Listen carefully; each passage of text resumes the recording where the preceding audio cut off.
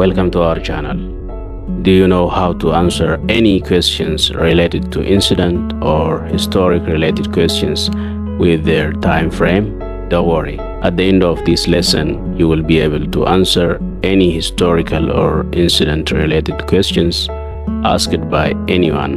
Baga dhuftanii kutaan irraa kun kutaa hedduu bareedaati. Namni tokko gaafilee yeroodhaan wal qabatu yoo nu gaafate akkamitti deebisuu dandeenya? Yeroo akkasii tahee yeroo akkanaa gochi tokko tahee jennee akkamitti deebisuu akka dandeenyu barannaa jechuudha. Waanuma hundaafuu hamma xumura viidiyoo kanaa yoo nu wajji turtan gaafileen feete yoo isiniif kaate yeroo akkamii keessa akka ta'e ibsuun isiniif salphataa jechuudha. Waanuma hundaafuu itti seennee haa ilaallu. Okay, inni jalqabaa yoo gochi tokko kan arra raawwate tahee arraan tana raawwate arra jennee ibsuu yoo barbaanne akkam jennee deebisna? Jechi nu barbaachisu iddoo kanatti today jecha jedhu jechuudha. Today jechuun arra jechuudha. Gochichi immoo yoo kan kaleessa ta'u tahee yesterday jennee deebisna. Okay. When did it happen yoo jedhanii si gaafatan yoom tahee gochi sun jedhamee yoo si gaafatame gochi sun immoo kan kaleessa raawwatame yoo ta'e yesterday jennaa jechuudha. Kan biraa gochi sun immoo yeroo dhufu keessa boru kan raawwatu yoo ta'e when it's going to happen yoom ta'uuf deema jedhamee yoo si gaafatan it will going to happen tomorrow boru ta'uuf deema jettee ibsuu dandeessa jechuudha. Tomorrow jechi jedhu boru jechuu akka ta'e yoo kan beektu ta'e gaaficha gaafatamte seeraan deebiste jechuudha. So asirratti jechoota baay'ifachuun nurraa eegama jechuudha. Kutaan irraa kunis kan irratti xiyyeeffatu jechoota yeroo gochi tokko keessa raawwatame akkamitti ibsuu dandeenya kan jedhu waan ta'eef isa sasalpharraa kaanee hamma cimaadhaa deemna jechuudha. Okay, gochi tokko yoo kan dheengadda guyyaa kaleessa boodaan jiru irratti raawwatame ta'e akkam jenneeti dheengadda jechuu dandeenya Ingiliffaan. Dheengadda raawwate jechuudha. So jechu kuni the day before yesterday jedhama.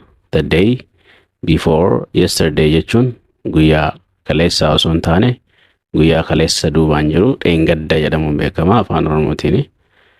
Akka naannoo keessanittis maal akka ta'e koomentii jala nuu kaa'edha. Inni itti aanu gochi tokko iftaan raawwata yoo kan ta'u ta'e namni wayii yoom raawwatuuf deema jedhee yoo si gaafate when it will going to happen jedhanii si gaafatan yoom ta'uuf deema jedhanii jechuudha. Maal jettee deebisuu dandeessa? After tomorrow. After tomorrow jechuun boru booda jechuun iftaan jechuudha. Guyyaan boru booda akka loqoda naannoo Harargeetti iftaan jedhama. Naannolee Oromiyaa biratti maal akka jedhamu asumaan koomentii jala nuu kaa'edha. Kun immoo gochi tokko yoo torbaan darbe keessa kan raawwatu ta'e akkam jenneeti deebisna. Torbaan darbe jechuun maal jechuudha Ingiliffaadhaan? Last week. Last week jechuun torbee darbe jechuudha.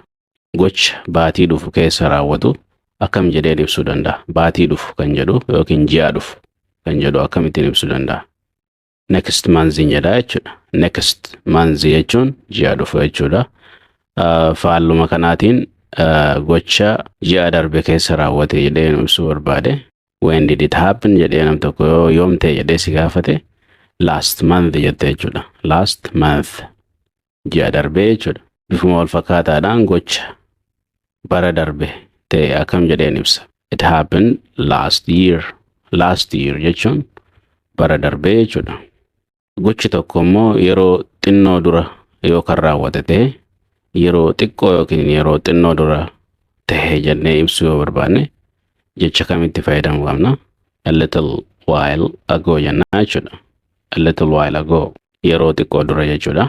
Gocha sa'aatii tokko dura raawwate sa'a tokko dura raawwate jedhee akkamittiin ibsuu danda'a? It happened an hour ago. An hour ago jennaa jechuudha. An hour ago jechuun sa'a tokko dura. Gochi tokko yoo ganama arraan taraa kan raawwate ta'e akkam jedheetiin ibsa? This morning.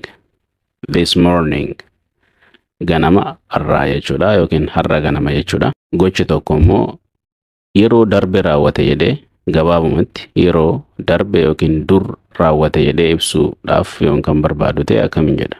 Yeroo dur jechuun maal jechuudha Ingiliffaan? In the past. In the past jenna jechuudha. Yeroo dur yookiin yeroo darbe. Okay, gara biraatiin immoo yeroo dheeraa dura. Yeroo dheeraa dura ta'e jedhee yoon ibsuu barbaade maaliin jedha? A long time ago. Fakkeenyaaf I came to this country long time ago yoon jedhe yeroo dheeraa dura biyya kana dhufe jechuudha. Kan itti aanu gochi tokko dhiyeenya kana raawwate jedhee yoon ibsuu barbaade dhiyeenya kana jechuun Ingiliffaan maali? Yeroo dhiyoo kana yookiin dhiyeenya kana jechuun recently jenna jechuudha. Recently yeroo dhiyoo yookiin dhiyeenya kana jechuudha. Gochi tokko yookaan baroota wayii keessa raawwate ta'e baraan immoo ibsuudhaaf fakkeenyaaf gocha bara 1990 raawwateef akkam jedheetiin ibsuu danda'a. In 1990 jechuudha. In 1990 bara 1990tti jechuudha. In 1996 yoon jedhe in 1996 yoon jedhe 1996tti ta'e jechuudha wanni takka. Gochi wayii tokko jechuudha. Gocha ati gaafatamte irratti hundaa'e. Taatuma wayii kan gaafa ati ijoollee ta'e namni yoom ta'e jedhee yoo si gaafate gaafaan ani xiqqaa yookiin gaafaan ani ijoollee ture jettee ibsuu yoo barbaadde akkam jetta? When I was young jetta jechuudha. When I was young gaafaan ani xiqqaa yookiin gaafaan ani ijoollee jechuudha. Gochi tokko torbaan darbe yoo raawwate torbaan dura torbee tokko dura jennee akkamitti ibsuu dandeenya? Deebiin isaa 1 week ago. 1 week ago. Week jechuun torbaani. Ago jechuun immoo dura jechuudha. Wanta torbaan kana keessa raawwate torbee kana keessa jedhee ibsuu yoo barbaade this week torbee kana jechuudha. This week. Ji'a kana keessa jechuufis akkuma sanii this month bara kana keessa jechuun barbaadallee haaluma wal fakkaataadhaan this year jedha jechuudha. Bara kana. Yeroo ammaa kana jechuu yoo barbaade immoo gocha yeroo ammaa kana ta'e jedhee ibsuu yoo barbaade at this moment jedha jechuudha. Yeroo ammaa kana jechuudha. Garaagarummaa baay'ee siin qaban garuu walitti dhufeenya guddaa qabanii isuma kana ta'e gabaabaan isaa yookiin immoo gabaabsinee fayyadamuu barbaanne amma jennee yeroo ammaa jechuurra amma jennee gabaabsuu yoo barbaanne bifuma wal fakkaatuun kanarraa baay'ee fageenya kan hin qabne hiikaan isaatis jechuudha. Amma jennee ibsuu yoo barbaanne wanta amma ta'eef now jenna jechuudha. Now amma jechuudha. At this moment jechuun yeroo ammaa ta'a. Nowin immoo amma jechuudha. Isuma kana kan fakkaatu gara biraatiin fayyadamuu barbaanne at this time.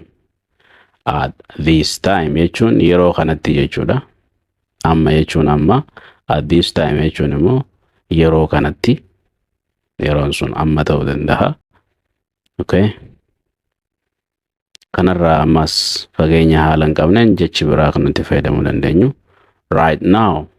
Right now jechuun amma jechuudha. Amma ammarra akka malee dhimmi sun jarjarsiisaa akka ta'e agarsiisaa jechuudha. Gizee right now jenne. Now rightii gama duraatiin yoo idaane now irra saffisa qabaachuu agarsiisaa jechuudha. Wanni sun akka amma raawwatuu qabu gadi jabeessinee ibsuu yeroo barbaannu jechuudha. Gara biraatiin wanta dhiyootti ta'a jennee ibsuu barbaannu tokko dhiyootti akkam jennee ibsina Ingiliffaan. Soon jechuun dhiyootti jechuudha. Wanta sa'aatii tokko keessatti raawwata jettee ibsuu barbaaddu akkam jettee ibsita? In an hour sa'aatii tokko keessatti. Bifuma saniin ji'a wajjinis fayyadamuu dandeenya. In a month baatii keessatti jechuudha. Gara biraatiin yeroo dhiyootti kan jedhu kana akkuma sun jechuun dhiyootti jechuu ta'u yeroo dhiyootti jedhee yoon ibsuu barbaade immoo in the near future yeroo dhiyootti jechuudha. Wanta yeroo dhiyootti ta'u ibsachuu barbaadde jecha kanas barbaachisaa jechuudha. Gara fuulduratti jedhee yoon ibsuu barbaade in the future jechuun qaba jechuudha. In the future jechuun gara fuulduratti. Walumaa galatti barumsi keenya kanarraa isa kana fakkaata. Gaafii yaada yoo qabaattan koomentii jala nuu kaa'uu hin dagatinaadha. Viidiyoo kana laaltanii namoonni isinitti tole hundinuu namoota biraatiifis share godhuu hin dagatinaadha. Akka namoonni biraatis irraa baratu jechuudha. Kutaa itti aanuun hamma walitti deebinutti nagaan turaa isiniin jenna. Have a wonderful time.